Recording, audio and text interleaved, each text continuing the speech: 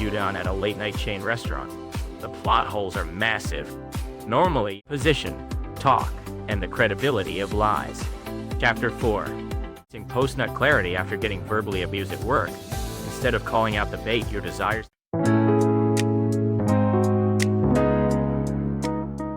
Alright, you degenerates.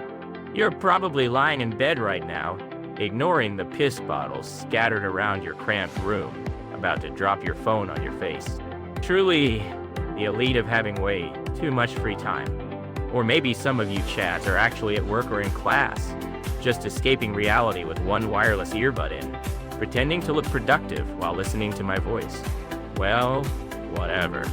I'm basically the same. Let's just get along like the absolute bottom feeders we are. Today, I'm gonna talk about the terrifying truth of how brain dead you guys are, only believing the information that fits your convenient little narrative. The topic is the trap of belief bias. If you're clueless about this, you're gonna spend your whole life getting baited by fake as hell stories on the net, getting your emotions played with, and having your time drained. Pay attention, this will be on the test. First, let me give you the big picture of what I'm about to say. I know there are impatient goobers out there crying, too long, didn't read. Well, I can't sum it up in 3 lines, but I'll structure it properly for you. So, Chapter 1. The moments you somehow can't spot the cap. Chapter 2. Fast thinking and convenient conclusions.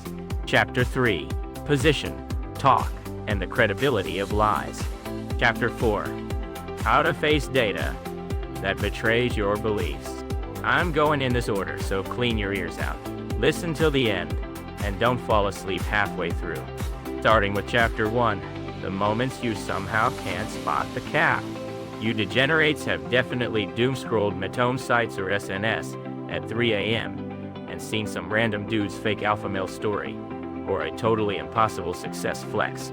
For example, a thread like, I logically destroyed an unreasonable Karen at my part-time job, and an old dude watching behind her started clapping. Turns out he's the chairman of a megacorp, and he scouted me to be an executive because of my guts and talent. Like, what the fuck? Hold on.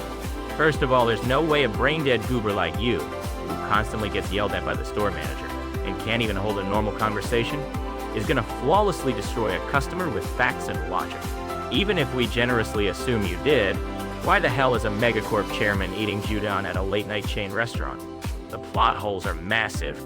Normally, you lads would instantly flame the op, spamming press X to doubt, fake as hell, and source. Just trust me, brew. Obsessively picking apart the contradictions like the weaponized autism of the internet. You guys have enough passion to track down an address from a blurry signboard in the background of a pic, right? But for some reason, when you're in that weird late-night mood, or experiencing post-nut clarity after getting verbally abused at work, instead of calling out the bait, your desires take over. You think, man, I hope this is real that feels good. Maybe I'll hit a grand slam like this someday. And you just smash the like button on pure impulse. Nani? That's what you're thinking, right? Are we really that easy to manipulate? Your finger speed for mindlessly tapping that like button is absolutely legendary. If you just sobered up for a second, you'd instantly realize it's just fake as hell attention-seeking cap. But if the conclusion is convenient for you or makes you feel warm and fuzzy inside, you completely ignore the broken logic and swallow the bait whole. That's the sad reality of human nature, or rather, our nature. By the way, there ain't any clueless normies out there who haven't liked and subscribed to my broadcast yet, right? Use those exact same brain-dead fingers to smash that subscribe button right now. You guys exist solely to feed my need for validation. Do it, I'm begging you. Alright, got sidetracked there. Let's get back on track. Next up is Chapter 2. Fast thinking and convenient conclusion. I'm gonna explain the mechanics of why we fall for these contradiction-filled lies at a level even a middle schooler could understand. Basically, the human brain runs in an incredibly lazy power-saving mode. The ability to untangle complex logic and think deeply is called System 2, but booting that up burns a ton of calories. It's like running heavy video editing software on your PC. Run in the background, and suddenly your fans start screaming and everything lags, right? It's exactly like that.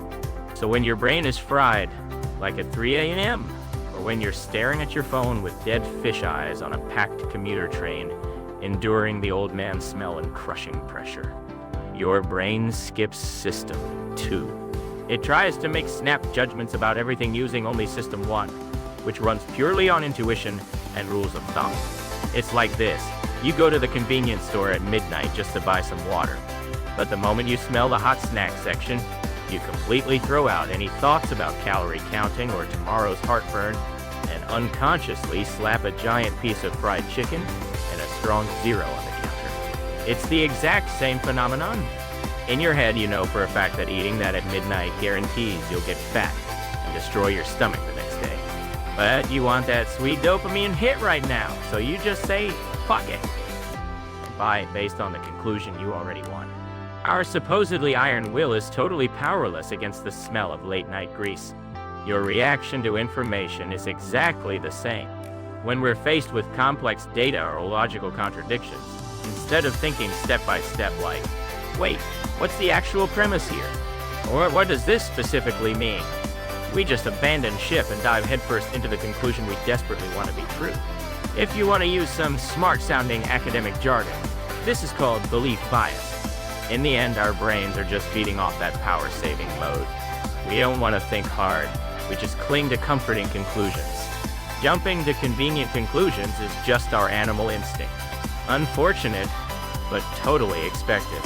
All right, let's dig deeper.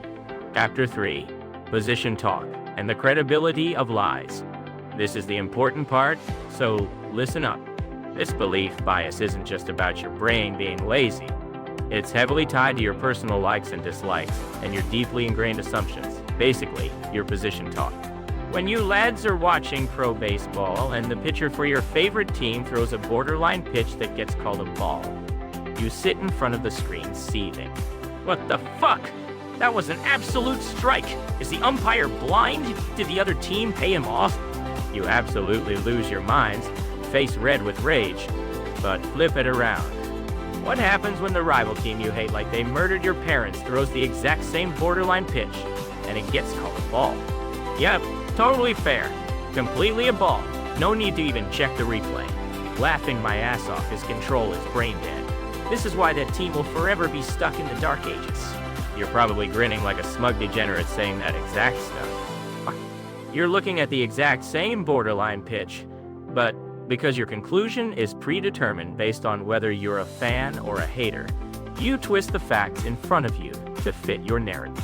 Like, even if you're shown a devastating 28-3 blowout defeat, there's always that one guy high on copium saying, well, actually, we practically won that game. That is terminal stage belief bias. Logic is just an afterthought. It's all position talk based on a predetermined conclusion. Whatever you believe is justice, and any data you don't want to believe is just fake as hell or a conspiracy theory. Yep, you just exposed your own shallow nature. That's what I'd love to say on my high horse, but deep down, you guys know I hit the nail on the head so hard, you can't even argue back, right? Wipe your tears, bros. Keep this in mind. Humans are creatures that only see what they want to see. There's a saying, numbers don't lie, but liars use numbers. But honestly, if it's a lie that makes humans feel good, we don't even look at the validity of the numbers. We just happily walk right into the trap. And finally, Chapter 4, How to Face Data That Betrays Your Beliefs. This is the main event for today. Having heard all this, some of you degenerates are probably making pathetic faces, asking, so what do we do? Are we just gonna drown in a sea of convenient delusions forever? Well, let me teach you a bottom feeder life hack that rivals even the internet detectives. The things you are absolutely convinced are right, those are exactly the things you need to doubt the most. Let's say you're surfing the web and you find an article about a huge controversy at the production studio of your favorite anime, or how your favorite gacha game sales ranking is dropping, and everyone's calling it a dead game. In that moment, your reflex is to get pissed and start typing out a massive wall of text. This is just hater bait? Is the author completely brain dead? When that happens, you need to go, yikes, wait a second. That right, there is the signal that you've already got 1 foot deep in the trap of belief bias. You know when you're in a flame war and the other guy drops a URL with absolutely undeniable facts, and the dude who's losing suddenly goes, I gotta get up early tomorrow. I'm gonna sleep, and runs away? That's just self-defense because they refuse to let their beliefs get shattered.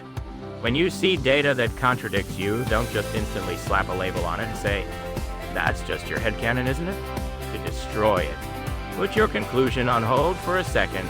Tell yourself, leave the emotional arguments out of this.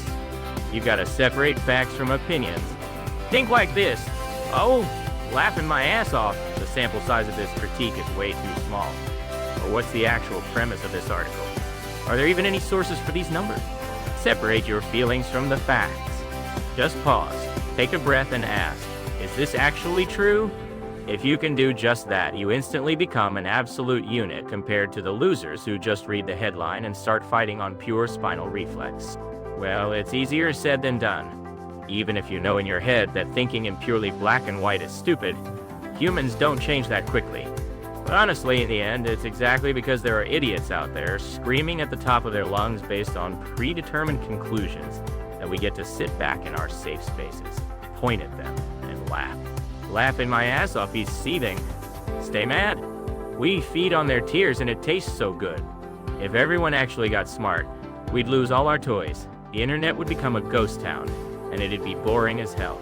So just you lads, follow my teachings, step back, and look at things like a sage experiencing eternal post-nut clarity, please.